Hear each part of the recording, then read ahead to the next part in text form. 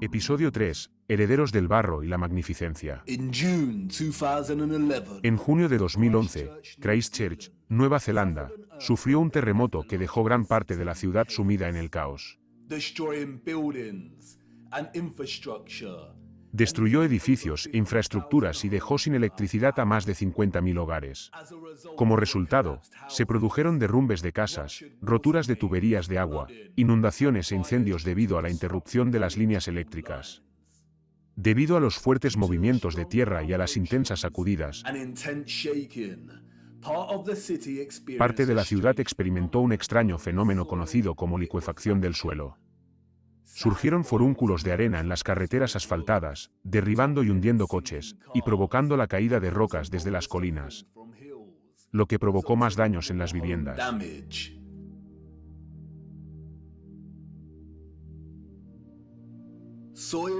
La licuefacción del suelo se produce cuando el suelo saturado pierde su resistencia y rigidez, en respuesta a una tensión aplicada, como las sacudidas u otros cambios repentinos como una fuerte explosión.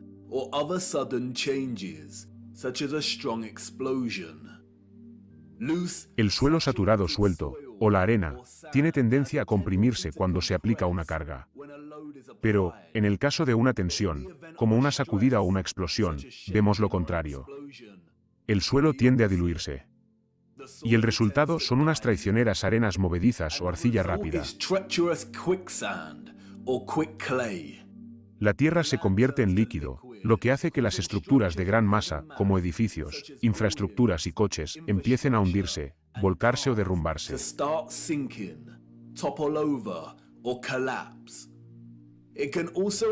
También puede afectar a presas y puentes.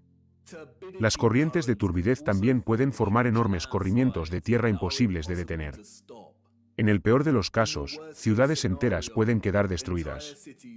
Como puede ver, la licuefacción puede desplazar zonas enteras de tierra.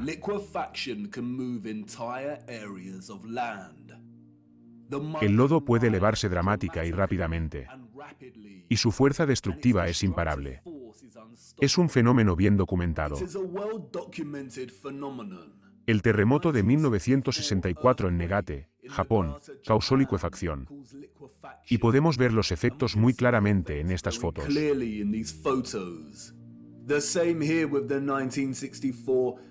Lo mismo, aquí, con el terremoto de Alaska de 1964, edificios que se derrumban, coches que se hunden, infraestructuras que se derrumban. Una vez que la tensión ha disminuido, el suelo comienza a solidificarse, una vez más. Y podemos ver las consecuencias. Quedan calles desiguales y embarradas donde antes había pavimento.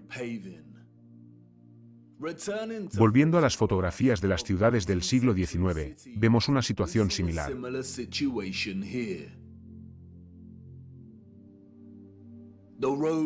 Las calles están sin pavimentar y llenas de barro. Vemos calles poco refinadas, desiguales, toscas y llenas de barro por todas partes, con el telón de fondo de una arquitectura refinada, sofisticada y magnífica.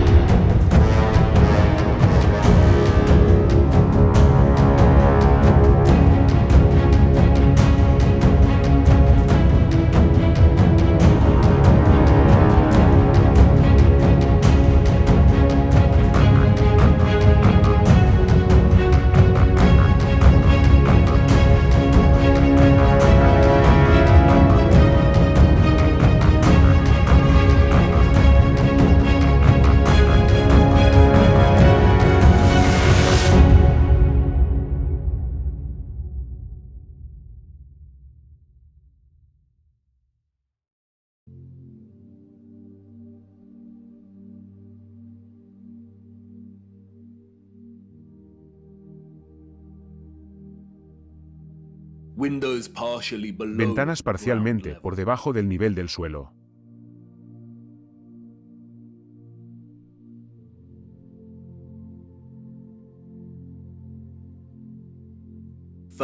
Entradas del primer piso elevadas del nivel del suelo.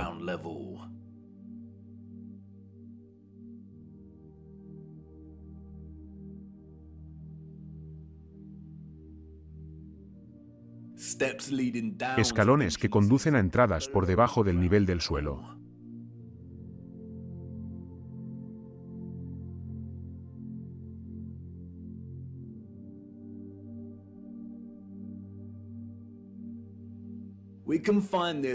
Podemos encontrar esto en casi todas las grandes ciudades de nuestro reino, tanto en fotografías antiguas como cuando caminamos por las calles hoy en día.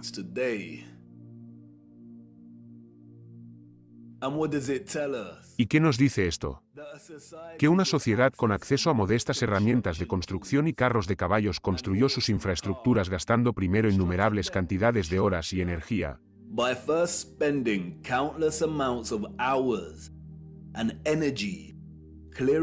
limpiando el terreno con una profundidad de más de 3 metros, para comenzar su construcción. La construcción de sótanos es un trabajo increíblemente duro. Desde el siglo XX, las máquinas de excavación de gran potencia, como las retroexcavadoras y las cargadoras frontales, han reducido drásticamente el tiempo y la mano de obra necesarios para excavar un sótano, en comparación con la excavación a mano con una pala.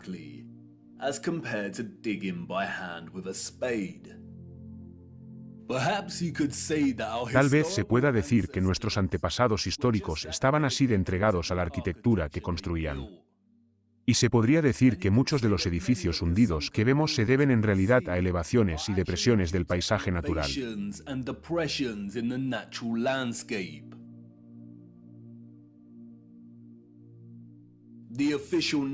La narración oficial, que siempre está llena de incoherencias, quizás sería suficiente si no fuera por las excavaciones contemporáneas.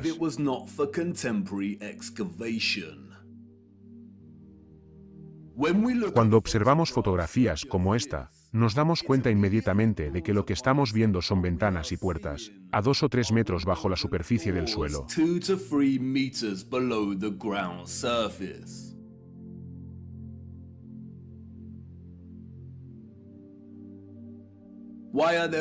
¿Por qué hay ventanas y puertas bajo tierra?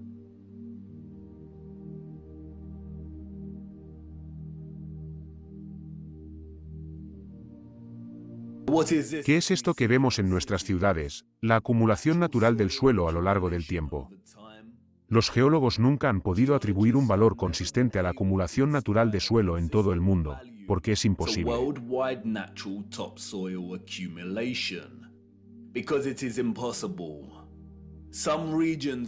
Algunas regiones de nuestro reino experimentan una acumulación constante de tierra vegetal. En cambio, otras regiones experimentan una erosión constante. Muchos historiadores y arqueólogos han observado que muchas ciudades a lo largo de los siglos han sido destruidas por guerras y fenómenos naturales, como terremotos, cenizas volcánicas e inundaciones.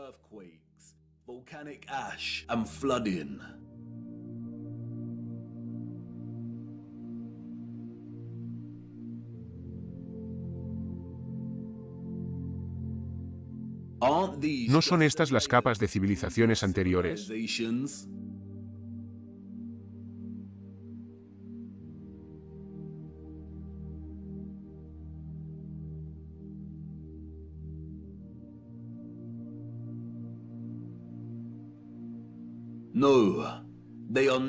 No, No lo son. Vemos, una y otra vez, pisos enteros de edificios, consistentes con la arquitectura existente por encima de la capa de tierra.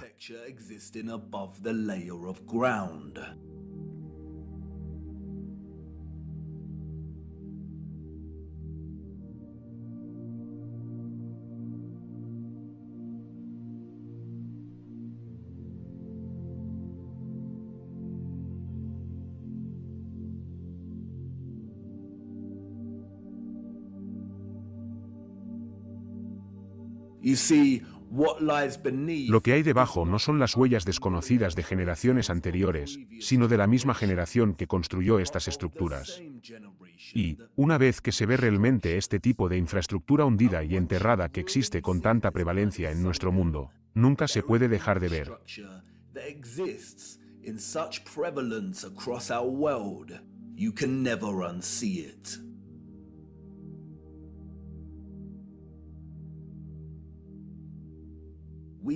Vemos que los cimientos de las iglesias antiguas son en realidad los primeros pisos originales, con entradas y ventanas consistentes.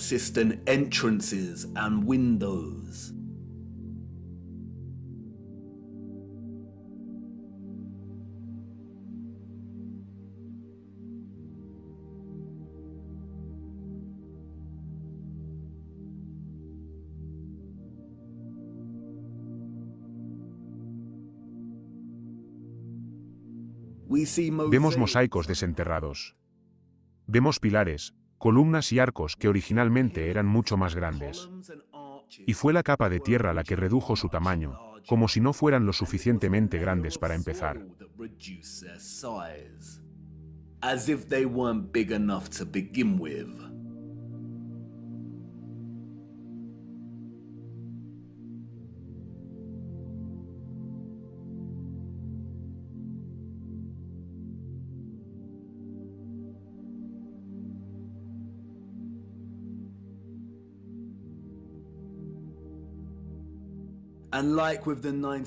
Y, al igual que con el terremoto de 1964 en Negate, Japón,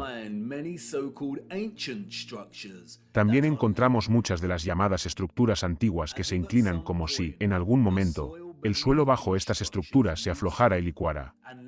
Tenemos la torre de la iglesia de Surusen y la torre de la iglesia de Nuestra Señora de la Montaña, en Alemania.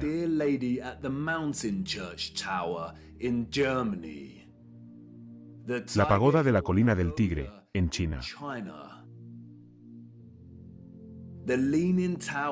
La torre inclinada de Nevayansk, en Rusia. El templo inclinado de Uma, en la India. La Oude Kerk, Barneveld, en los Países Bajos. La Torre de Zaragoza, en España. Y, por supuesto, la Torre de Pisa.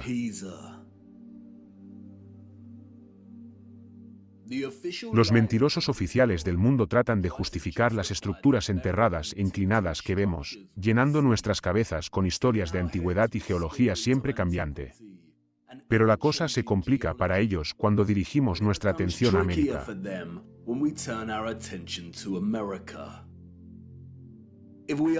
Si creemos su relato, todos los edificios que vemos en las fotografías del siglo XIX de las florecientes ciudades estadounidenses son de nueva construcción.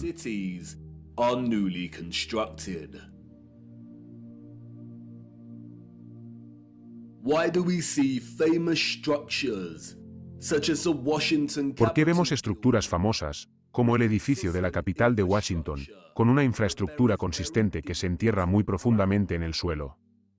Y de nuevo, las incoherencias no tienen sentido.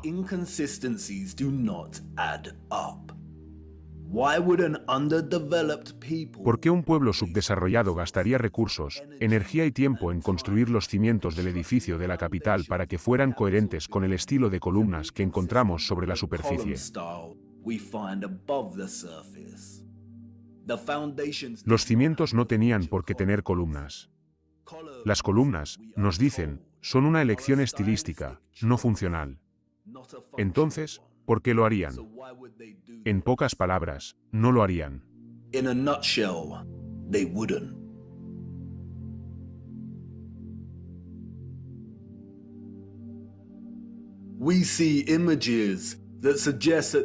Vemos imágenes que sugieren que la gente del siglo XIX se preocupó de mover gran parte de la enorme cantidad de barro que vemos, nivelando el terreno y excavando las estructuras existentes.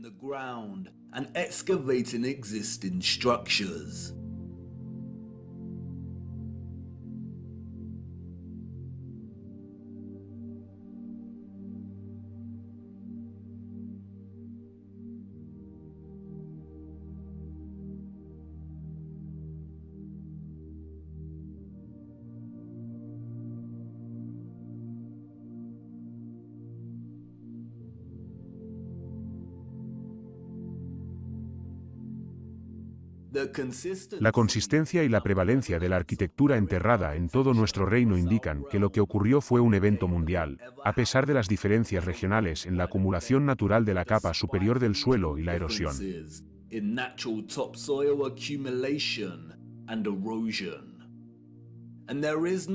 Y no hay ninguna explicación narrativa oficial que justifique la arquitectura enterrada que vemos.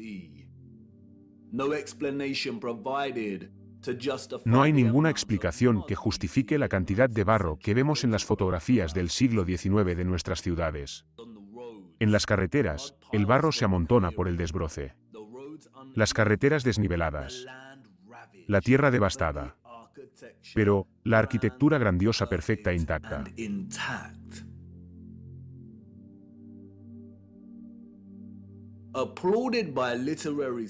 Aplaudido por los estudiosos de la literatura por su uso de la niebla como símil y metáfora inicial para pintar un retrato de Londres como un centro corrupto en medio de la floreciente industrialización, muchos suelen pasar por alto que la novela de Charles Dickens de 1852, Bleak House, se abre en realidad con una imagen diferente.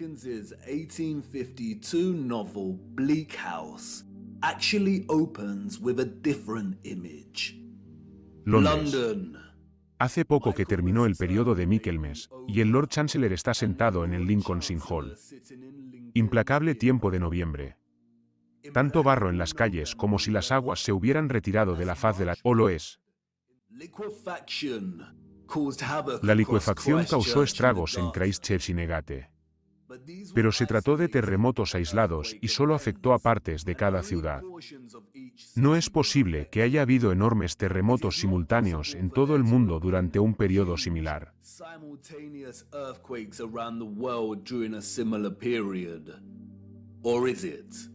Incluso Wikipedia nos dice que la licuefacción puede producirse de forma natural o artificial a partir de un terremoto u otro cambio repentino en las condiciones de tensión.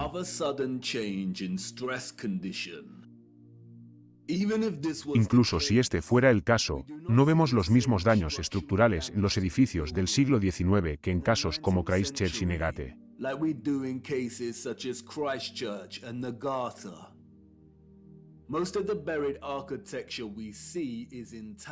La mayor parte de la arquitectura enterrada que vemos está intacta. Está hundida o el nivel del suelo se ha elevado al menos 3 metros, a veces de manera uniforme y otras veces parcialmente enterrada en colinas de barro onduladas, como si hubiera habido enormes desprendimientos. El extraño caso de la arquitectura enterrada permite extraer las siguientes conclusiones. 1. Que lo que hay debajo no son los restos de civilizaciones anteriores. La mayoría de las veces, las estructuras enterradas coinciden con la arquitectura que vemos en la superficie.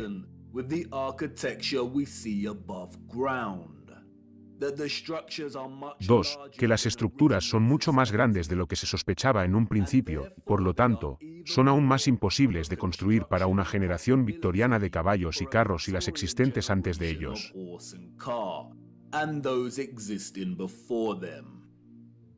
3. Que la acumulación natural de tierra vegetal y la licuefacción del suelo no son explicaciones satisfactorias para lo que vemos aquí. Lo que haya ocurrido tuvo que ser algo mucho más grande y extendido, como una especie de cataclismo terrestre natural o artificial.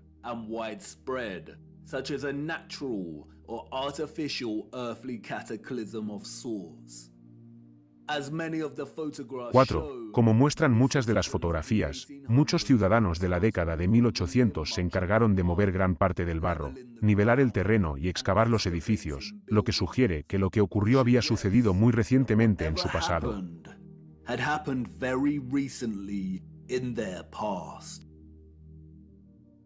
5. La ausencia total de una justificación razonable de la corriente principal para la arquitectura enterrada que vemos sugiere que los controladores de nuestro reino están tratando deliberadamente de ocultar lo que sea que haya sucedido.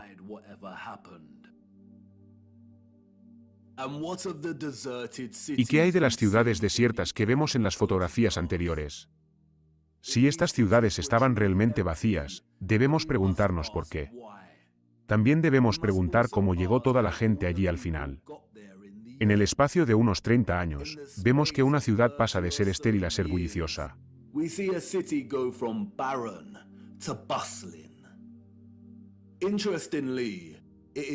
Curiosamente, es Charles Dickens y la literatura del siglo XIX en general, la que ofrece algunas pistas. Dos temas centrales recorren la literatura victoriana del siglo XIX.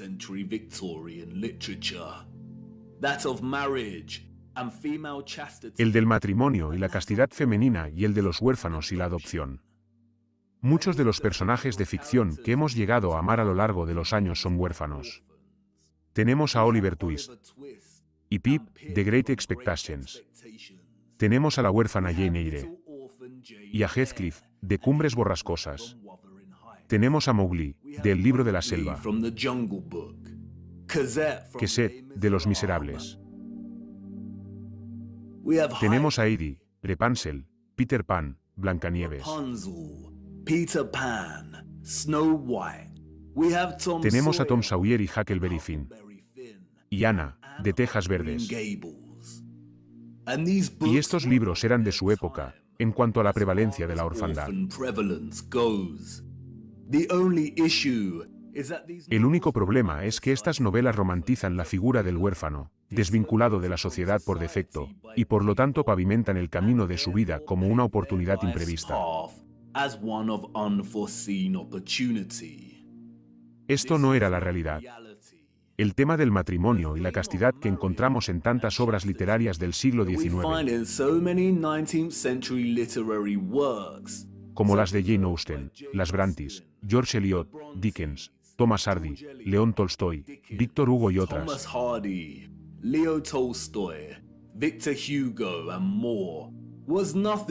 no era más que propaganda cuidadosamente disfrazada y bien escrita,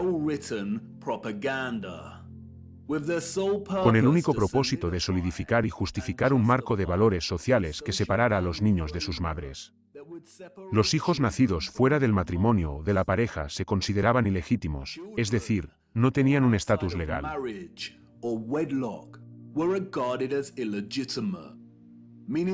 Los hijos ilegítimos fueron un grave estigma a lo largo del siglo XIX.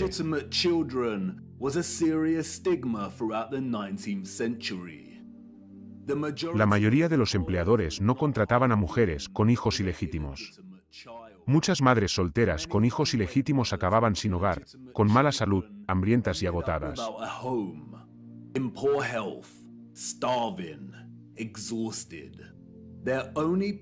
Su único lugar de refugio era el asilo, donde realizaban las tareas más desagradables. En algunos lugares, las mujeres con hijos ilegítimos eran señaladas y tenían que llevar un uniforme especial, que alertaba a todo el mundo de su condición de madre soltera o mujer caída. Como resultado, se creó una gran cantidad de orfanatos e instituciones de expósitos. Este es el London Foundling Hospital, muy activo en el siglo XIX. Fíjese en su tamaño. Charles Dickens estaba obsesionado con este lugar, inspiración, dicen. La narración oficial nos dice que unas 4.500 mujeres entregaron a sus hijos a este enorme edificio. Pero, esto fue solo una institución. Wikipedia nos ofrece una lista parcial de más de 64 orfanatos que se fundaron en el Reino Unido durante el siglo XIX. La lista es solo parcial.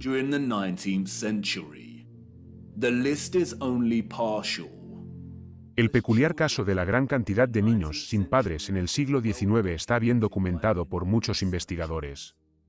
Y la mayoría de ellos coinciden en que es casi imposible establecer cifras que realmente hagan justicia a la cantidad de huérfanos que hubo durante este periodo.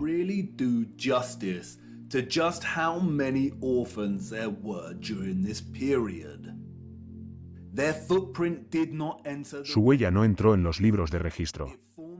Se formó en el barro y luego fue arrastrada por la corriente. No fue solo en el Reino Unido. Fue un fenómeno mundial. Solo en la ciudad de Nueva York había 4 asilos de expósitos que procesaban a miles de niños anualmente. A principios del siglo XX, Italia registraba 32.000 niños al año. España y Portugal registraban 15.000 expósitos anuales. Antes de 1860, los asilos de Milán, Nápoles y Florencia procesaban 374.000 niños.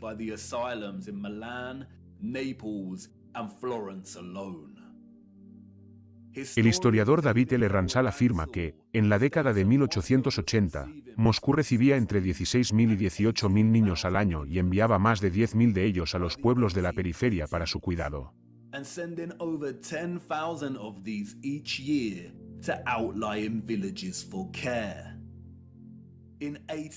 En 1882 había, en total, 41.720 niños expósitos del hogar de Moscú que vivían con 32.000 familias de acogida, repartidas por 4.418 pueblos. Una docena de pueblos tenía más de 90 acogimientos cada uno. Algo que a menudo se pasa por alto es que en el siglo XIX se aprobaron una serie de leyes que hacían casi imposible que las madres solteras se quedaran con sus bebés.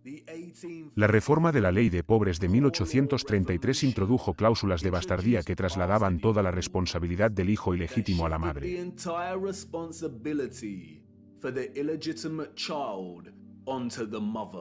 El estigma social significaba que no podría cuidar a su hijo y se vería obligada a entregarlo a las autoridades, o algo peor.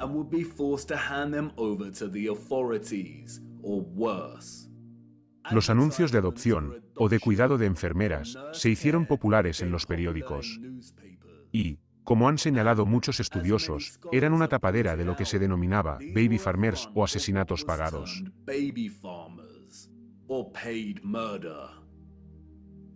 Como afirma Dorothy L. Haller, los anuncios pueden haber sido engañosos para el público en general, pero se leen como un mensaje codificado para las madres solteras. No se piden referencias y no se ofrece ninguna. La suma de 15 chelines a la semana para mantener a un bebé o a un niño enfermo era insuficiente.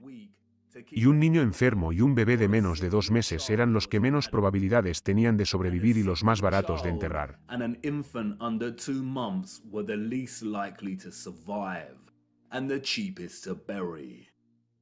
Los bebés se llevaban, sin hacer preguntas. Y se entendía que, por 12 libras, no se esperaban preguntas. La transacción entre la madre y el bebé agricultor solía realizarse en un lugar público, en el transporte público o a través de una segunda persona.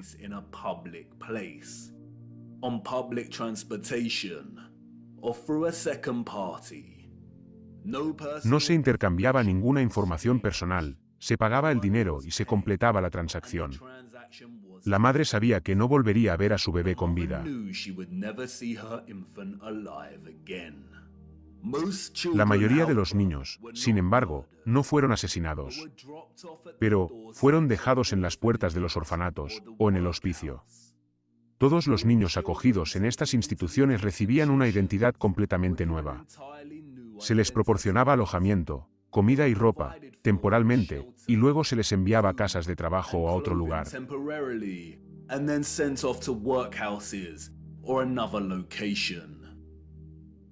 Las fotografías en el siglo XIX eran escasas. Pero, hacia el final del siglo, vemos más fotografías. Y el último continente en experimentar tal éxodo masivo de huérfanos fue Estados Unidos. Y es aquí donde vemos evidencia de los trenes de huérfanos. El primer grupo de estos huérfanos llegó a Michigan, en 1854. Y, a partir de ese momento, el movimiento envió a cientos de miles de niños a través de los estados, hasta que terminó en 1929. Oficialmente, hubo más de 97 instituciones dedicadas a los huérfanos y a los trenes de huérfanos en el siglo XIX.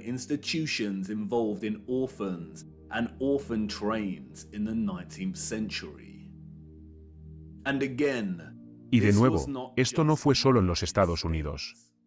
Annie M. C. Person pasará a la historia como una mujer que estafó a más de 100.000 niños expósitos y los envió desde el Reino Unido a Canadá, Nueva Zelanda y Sudáfrica, e incluso a los confines de la Tierra, en Australia, para que fueran vendidos como mano de obra infantil.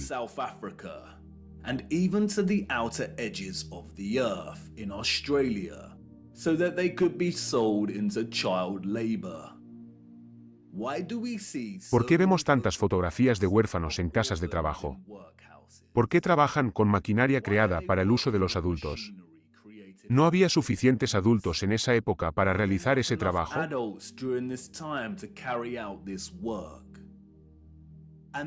Y luego está el extraño caso de los florecientes parques de atracciones estadounidenses, a principios del siglo XX. Además de atracciones y exhibiciones, muchos de estos parques contaban con una atracción inusual: los infantorios. Los visitantes de estos parques podían pasearse con helados y pasar por estas estaciones. Visitors of these parks could stroll around with ice cream and swing by these stations. Una visita equivalente a la de una unidad de cuidados intensivos neonatals en pleno funcionamiento, con incubadoras llenas de bebés prematuros dormidos. Incubators filled with sleeping, premature babies. La historia ha sido amable con Martin Cooney. Considerado un héroe, Cooney fue la mente alemana detrás de las incubadoras.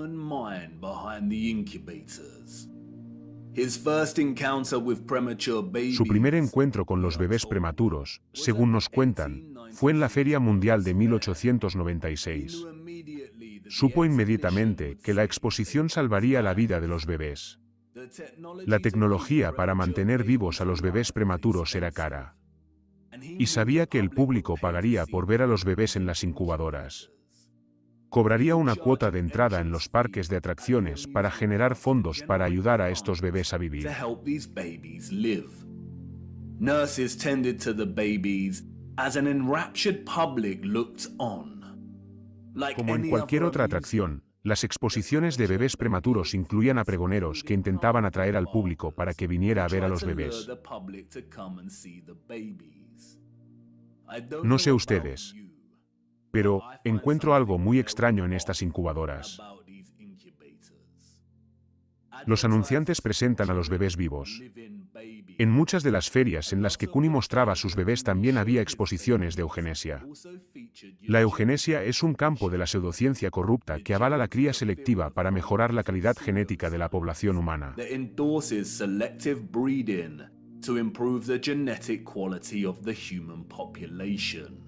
La eugenesia se inspiró en el darwinismo y fue una ideología impulsora que alimentó a los nazis.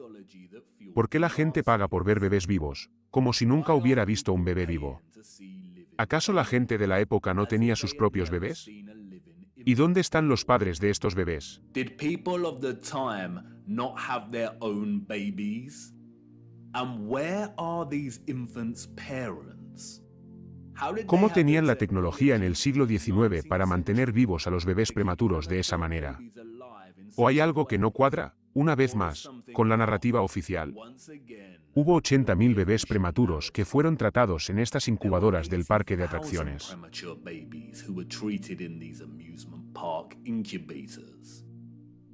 80,000. Los cientos de miles de huérfanos en el siglo XIX son apenas creíbles. ¿Eran las mujeres realmente tan despreocupadas? ¿Tenía Estados Unidos las cifras de población para justificar 80.000 bebés prematuros? No estamos hablando de huérfanos, sino de niños nacidos prematuramente.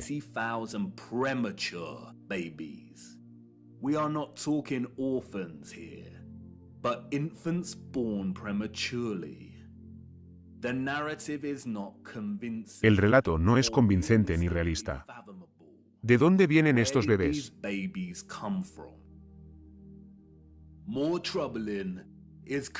Más preocupantes son los antecedentes de Cooney. Como muchos historiadores han señalado, no tenía título ni formación médica. Su historia es muy similar a la de la filantropía poco convincente que encontramos en torno a algunas de nuestras figuras contemporáneas, que tampoco tienen títulos de medicina.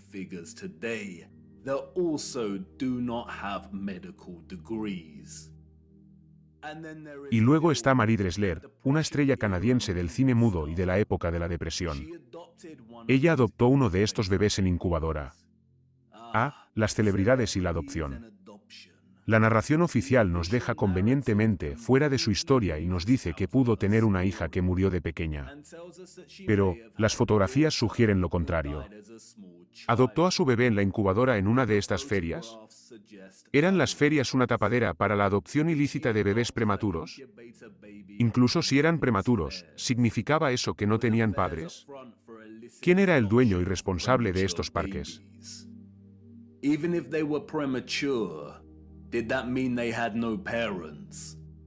Who owned and was responsible for these parks?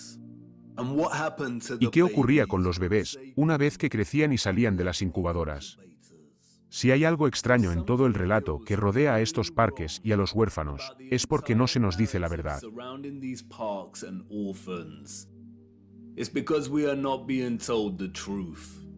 Why were there hundreds of ¿Por qué había thousands of cientos de miles de niños sin padres en el siglo XIX?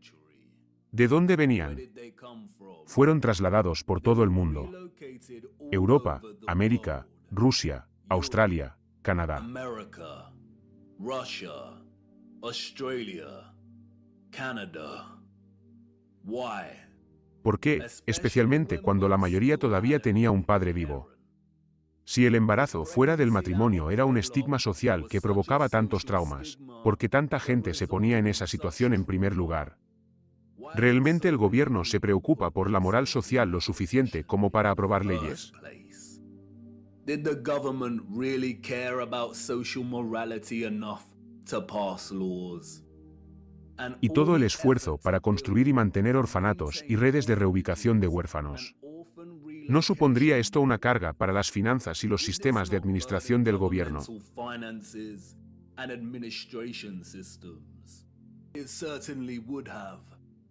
Desde luego que sí.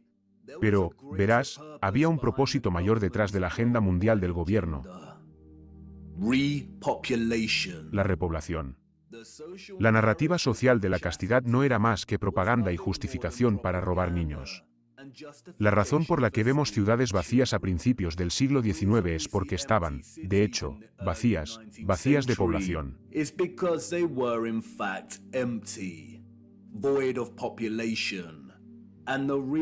Y la razón por la que están huyendo 30 años después es porque los huérfanos fueron enviados a estas ciudades para repoblarlas.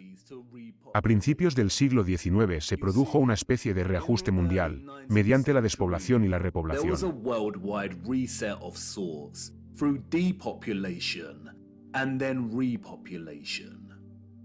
La gente que vemos en estas fotografías no construyó esta arquitectura. La heredaron junto con un montón de barro. No solo la heredaron sin saber qué era y a quién pertenecía, sino que fueron cómplices, sin saberlo, de la reutilización de casi todas estas estructuras.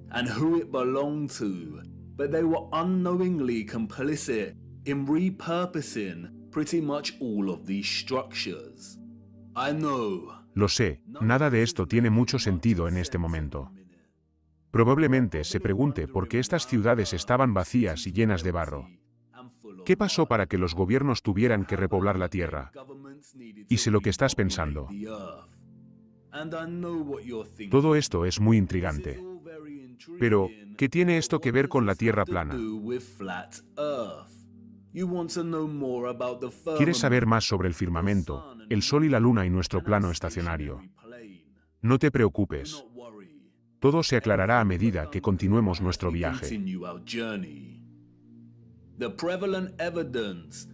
Las evidencias predominantes de infraestructuras enterradas, junto con ciudades desiertas y una floreciente industria de huérfanos, son solo el comienzo. Todas estas son pistas necesarias que insinúan algún tipo de cataclismo. Pero la verdadera historia aún no ha comenzado. El escenario tenía que estar preparado, primero. Y ahora, está listo. Y, aunque aún no puedas verlo, sé que lo sientes, espectador. Las ciudades desiertas, la arquitectura enterrada y los huérfanos señalan una oscuridad inminente. Hay una gran nube negra frente a nosotros. Y no voy a mentir. Nos dirigimos justo al corazón de ella. Y, como dije antes, no tenemos mucho tiempo. Vamos. Es hora de que cumpla mi promesa y te lleve de vuelta al futuro.